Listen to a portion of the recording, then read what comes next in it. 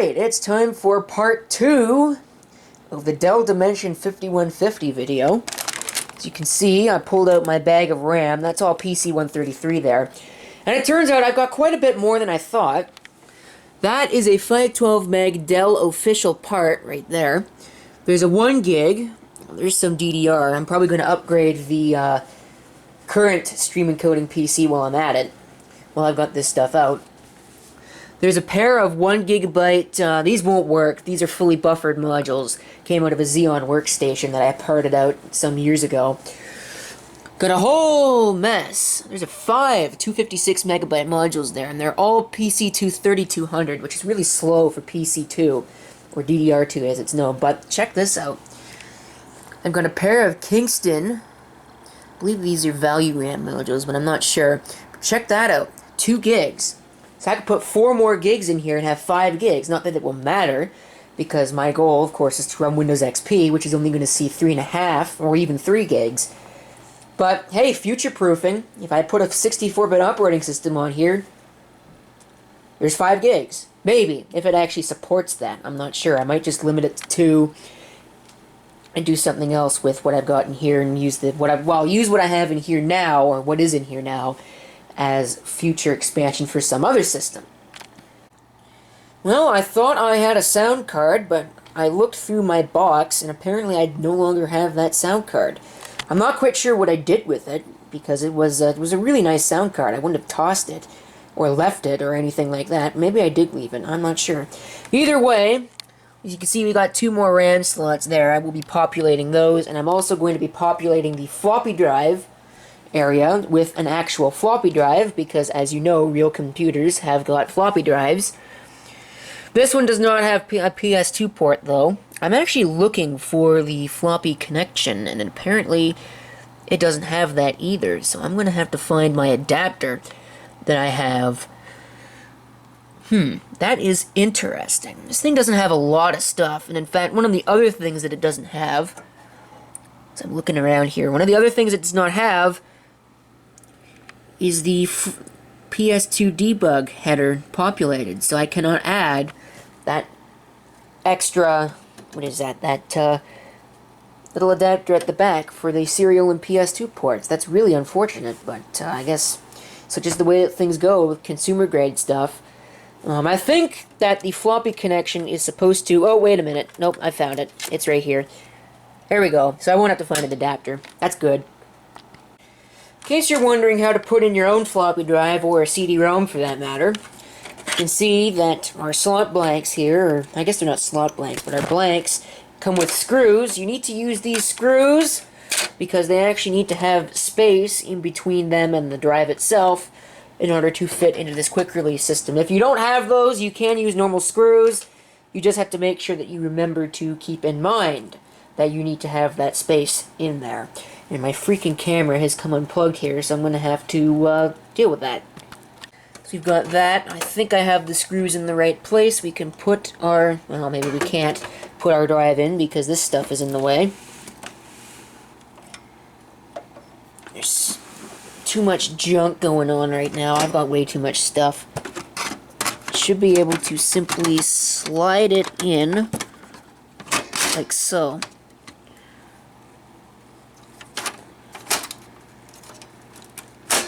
Just like that. And we've now got a floppy drive installed in our system. Maybe. Yes, I do believe, in fact, yes, actually, this is just part of the case. We have a floppy drive installed now. And now all that's left to do is to take the cables that it needs. Actually, what I'll do first is I'll put the faceplate back on. So you do need to remove this faceplate, which can be just simply removed by taking that and then popping this thing off. I need to put the faceplate on. So let's see if I can manage to do this correctly. I also fixed the loose faceplate here on the system as well. Let's see if I'm smart enough to do this with one hand. Usually I can't. Usually I need 2 hands to do this, but it looks like I managed to actually get it this time.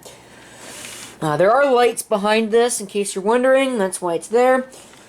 And now we can hook up, hopefully the right way, our floppy disk drive. Now I have to be able to see in here what the pins are. I believe pin 1 is here. going to hook it up like this.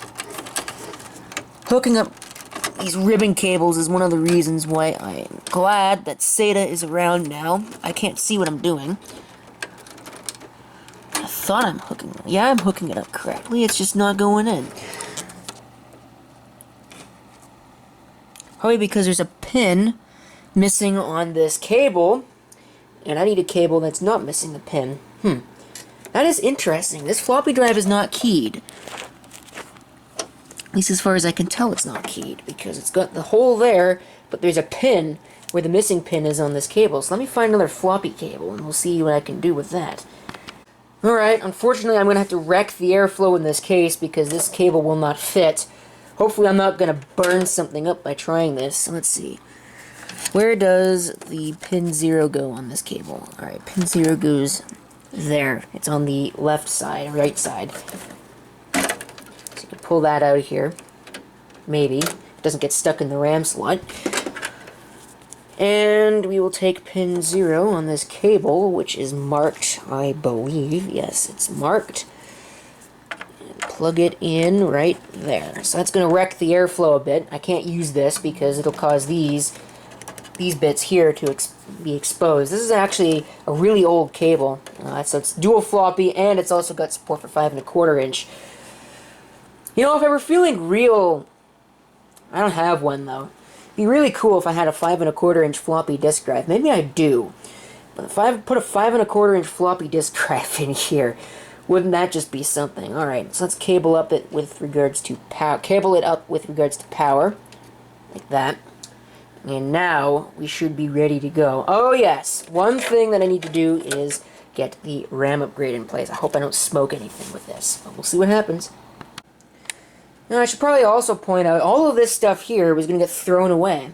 It's amazing just how wasteful society is. I mean, we've got PC2 5300F, that's fully buffered memory, that's expensive stuff. We've got RDRAM, right, that's all of this is RDRAM, which again is expensive stuff. This is not actually RAM. This is a Pentium 2 processor. This, I believe, is slot 1 or slot 2. I can't remember which. Or if slot 1 Pentium... It's probably a slot 1 Pentium 2, if I had to guess. But all this stuff, you know, going to get thrown away, including those modules over there. It's just amazing how wasteful a society we can be. Well, there's no avoiding it now. Everything is hooked up. Turn on the monitor. I did put the side panel on, that way it doesn't, if it does blow up, it won't blow up in the face of the iMac that's sitting behind it. Here we go, folks. Ooh, that was an interesting noise. Hear a whine. I don't think a whine is a good thing, but let's find out. Oh my god. Is it working? Holy crap, I don't believe it. The amount of system memory has changed. I don't believe it, folks. These are processor info. Wow! 533 megahertz, dual interleaved, 5 gigabytes. I think this is the most memory somebody has ever put into a Pentium 4. Well, I probably shouldn't say that. Maybe I'll ask you guys in the comments. What is the largest amount of memory you have seen in a Pentium 4 or Pentium D system, and the system's still booted? Well, maybe not so much booted, but still works. Like this. Holy crap. I don't believe it. I'm going to enable the floppy drive. Turn that to internal. So we can save and exit, and hopefully it will actually work with the floppy diskette drive. I could find my H.2 boot floppy, and probably should find that. Let's see, it won't boot into anything because there's no boot device available. In fact, let me go find my boot floppy and we'll see what happens. Actually, I'll check the front panel first. I know there's no, there is no, I almost said chassis, but there's no front faceplate on that floppy drive. It actually came out of a compact Perlinea 466i. But it'll work. Plus it's vintage, and I like vintage floppy diskette drives, so there's that. Alright, I found it. H.2, so let's insert it into the floppy diskette drive without breaking absolutely everything in my path. So we'll see here. Let's put that into the floppy drive. Well, that was not very encouraging, but we'll strike F1 to retry. Holy crap, folks, it is working. Or trying to work. Alright, so we got MS-DOS here. It is working. HiMem is testing extended memory. Well, that's going to take forever. 64K high memory area. That is funny. Alright, HDAT2. Fire this up. Warning, cannot open swap file.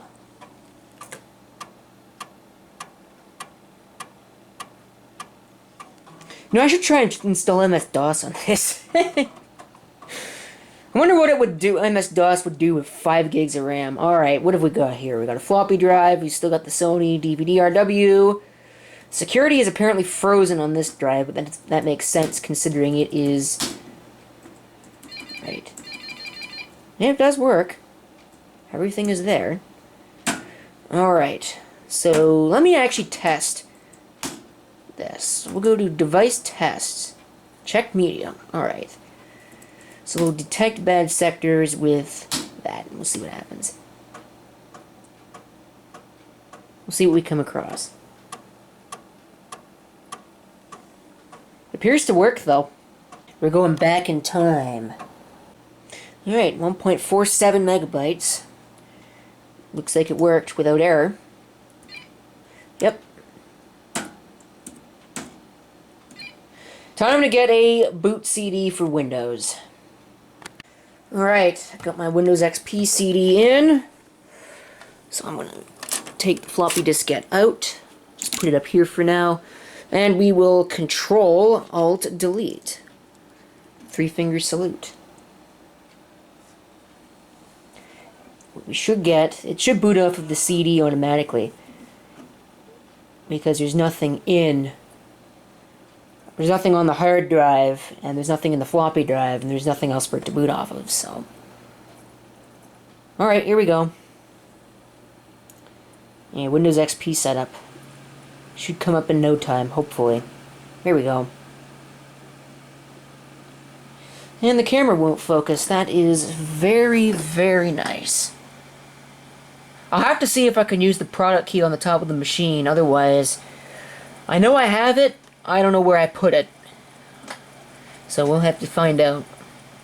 It's a volume license, so it should be fine. I should be able to activate it, no problem. But we'll see. We'll see how this all works. It's funny how it always says 34 minutes remaining, even on a system like this, where it's just flying through everything. I'm also pretty sure that I'm going to get some questions and rude comments with regards to why I'm installing Windows XP on a system that's got 5 gigs of RAM. Sorry, I can't see this. It looks like a strobe light because it's at 60 Hertz. And I want to check that and make sure that it is at 60 Hertz and it's not like something stupid. Let's see. Yep, there we go. 31.4 kilohertz, 59 Hertz, 640 by 480. It just disappeared on its own. Okay. Alright, so I'm going to change this to the not the United States, Canada, because that's where it should be. Whoa, stop scrolling, please. Canada. Okay. I'm not liking this mouse. It's really kind of a piece of crap, especially at a low resolution. Okay, that's fine, that's fine. Now I'll just fill in all this information, and then I'll be back. Alright? That sounds like a plan. Well, that's the first time I've seen this message. New network device installed. Blah, blah, blah. If you want to set up a network, click here to run the network setup wizard. It didn't automatically set it up for me, but I guess it wants me to reboot the system. Which I need to do anyways, because I installed some drivers. Alright, this is weird. I just installed IE8, and yet the logo is still the old IE6 logo. At least I think, yeah, see, IE8. So why did the logo not update? Oh, Windows XP, you had one job. Oh well, let's see what we can do here. I don't know what it's trying to load, but it needs to stop trying to load it. I hate this browser. It is such a pile of garbage. That means stop loading. I don't care what you want, just stop. Thank you. No. No. Oh. Now what's wrong with you now? I'm going to show you what we're going to do when this thing decides that it wants to work. Which it might not do because... Okay, I don't know what is going on with the Explorer today, but... Okay. We're just install an older version of the Windows Update Agent, and we'll see what it thinks about that. Okay, apparently that was successful, so we'll see what that did. Probably absolutely nothing. Probably still gonna... Oh, no, see, there you go. Now it will install the latest version, and it'll work. So I don't know what's wrong with this site, but clearly there are ways to make it work. I don't know if that's their way of telling you that you need to upgrade to a different OS or what. But either way, it does not work. There are ways around it. Alright, so skipping out all the boring parts, we are now basically finished, and we are ready to replace the two machines. Almost, not quite. I still need to put the capture card in, and I need to remove this modem because I'm not keeping this modem in here. Because, of course, I have no use for it. So, what's the point of keeping it in there? Actually, you know what? I might have a use for this. Let's take a look. I think this has hyper-terminal on it. Maybe I can make use of hyper-terminal. I don't know. Yeah, it's got hyper-terminal on it. So maybe I could connect a cable from this over to one of those other machines. Or one of the machines anyways. And have a serial connection going out to the machines that don't have an onboard modem. And, you know, all that kind of stuff. Let's see. What was I going to do? Oh, yes. I was going to see about creating a new media hard drive for storing data and things and all of that. Should have no problem with that. Yeah, we got about 89.01 gigabytes. I can't shrink that partition. That sucks. Oh well. So we'll just create one. It's just primary. Whatever. Sign it E. Whatever. Format NTFS. I don't have a choice, really.